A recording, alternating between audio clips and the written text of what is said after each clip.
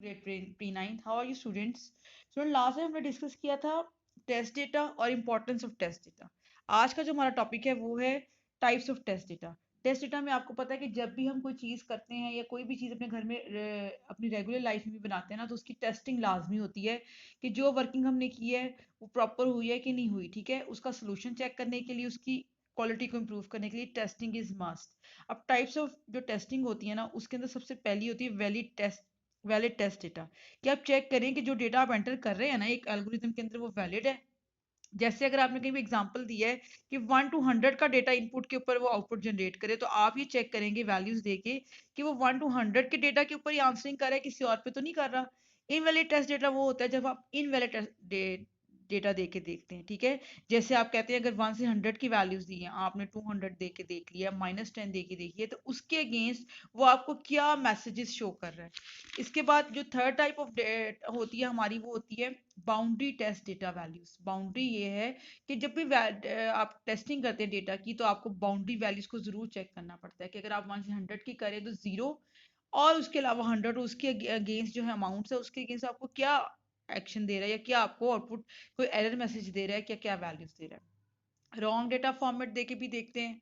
जैसे अगर आपने डेट देनी है, तो डेट, मंथ और ईयर का पैटर्न है, उसको चेंज करके आप डेट पहले दे के देख रहे हैं, या मंथ को चेंज कर रहे हैं, ईयर को कर रहे हैं, तो उसके अगेंस्ट वो आपसे क्या एक्सपेक्ट कर रहा है। या आप एक न्यूमेरिक वैल्यू के अंदर अल्फाबेट्स एंटर कर रहे हैं, एज के अंदर आप 37 की बजाय आप लिख देते हैं जी ABC, तो वो आपको क्या एरर दे रहा है या क्या आपको फॉर्मेट दे रहा है कि आपने गलत डेटा यूज किया। एब्सेंट डेटा, अगर आप वैल्यूज को स्किप कर देते हैं, जैसे हम जब अपना पासवर्ड और लॉगिन देते हैं, तो उसके अंदर आपको पता है डेट ऑफ बर्थ देना मस्ट है जब आप फर्स्ट टाइम साइन इन करते हैं। तो अगर आप वो नहीं देते, तो उसके अगेंस्ट भी आपको वो क्या है, सिस्टम क्या सोल्यूशंस का हल दे रहा है। इसी को आगे लेके चलते हैं, वेरिफिकेशन और वैलिडेशन। वेरिफिकेशन का मतलब ये होता है कि चेक करना, कि वेरीफाई करना कि जो डेटा आप दे रहे हैं, टेस्टिंग कर रहे हैं सोल्यूशन की, वो वैसा रिजल्ट आपको दे रहा है या नहीं दे रहा। और वैलिडेट, जो भी आपका सोल्यूशन है वो करेक्ट है या नहीं है। जैसे इसकी एग्जांपल ऐसे ले लें कि आपने एक पिज़्ज़ा शॉप पर जाते हैं और आप ऑर्डर करते हैं चिकन पिज़्ज़ा। जब वो आपको मिलता है, तो आप कहते हैं जी जो मैंने चिकन पिज़्ज़ा ऑर्डर किया ना तो वो टू मच स्पाइसी हो, ठीक है, और इसके अलावा जो है ना उसका टेस्ट जो है ना वो बिल्कुल फ्रेश लुक आनी चाहिए। अब जब पिज़्ज़ा आपके सामने आता है ना, तो जब आपने चेक कर लिया कि वो चिकन पिज़्ज़ा है, तो that is called verification. Now जब उसको आप टेस्ट करते हो, तो अगर वो स्पाइसी भी नहीं है ज्यादा, उसका टेस्ट अच्छा है, दैट इज कॉल्ड वैलिडेशन।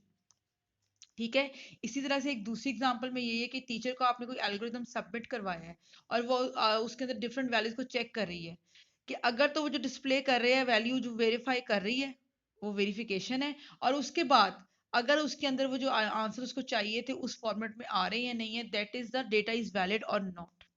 इन चीज़ों को ओवरकम करने के लिए अगर वैलिडेशन में या वेरिफिकेशन में कोई प्रॉब्लम आती है, आपका डेटा जो है वो वेरीफाई नहीं होता प्रॉब्लम करता, तो उसको आइडेंटिफाई करने के लिए हमें एरर्स को करेक्शन करनी पड़ती है। जैसे अब यहाँ पर अगर 144 की हाइट हो, ग्रेटर देन इक्वल्स, तो आपने नहीं लगाया, तो वो 145 को 44 को जो है यहाँ पर एडजस्ट नहीं करेगा। ग्रेटर देन कह दिया तो 145 से वो स्टार्ट लेगा। ठीक है, तो जैसे यहाँ पे 164 को अकोमोडेट करेगा वो वैल्यू को। इस तरह की एरर्स को फाइंड आउट करने के लिए हमारे पास भी, यानी कि वेरिफिकेशन और वैलिडेशन को कंफर्म करने के लिए एक न्यू चीज आई है, वो होती है ट्रेस टेबल। ट्रेस टेबल क्या होता है? It is a technique use to test algorithms in order to make decisions no logical errors occurs while the algorithm is being processed. एक ट्रेस टेबल बनाया जाता है, हर एक वैल्यू के अगेंस्ट स्टेप बाय स्टेप उसको कंसिडरेट किया जाता है। ठीक है, और उसके अंदर एक क्या होता है कि एक जगह पे उसका काउंटर चलता है वैल्यूज का, फिर दूसरी जगह पे उसके नेम्स ऑफ डेटा शो होते हैं, और तीसरा पॉइंट होता है हाइट, जिसपे शो हो रहा होता है कि जो वैल्यू आपने दिया उसके अगेंस्ट वो क्या रिजल्ट दे रहा है। इसको करने से आप लॉजिकल एरर्स को बड़ी अच्छी तरीके से जो है ना वो इम्प्लीमेंट कर सकते हैं, ख़त्म कर सकते हैं। यही तक हमारा चैप्टर था ये। इसको अच्छी तरह से आपने लर्न करना है, जो मैंने मार्क किए हैं वो डेफिनेशंस हैं, और वही पॉइंट्स हैं आपने उनको लर्न करना है। Thank you.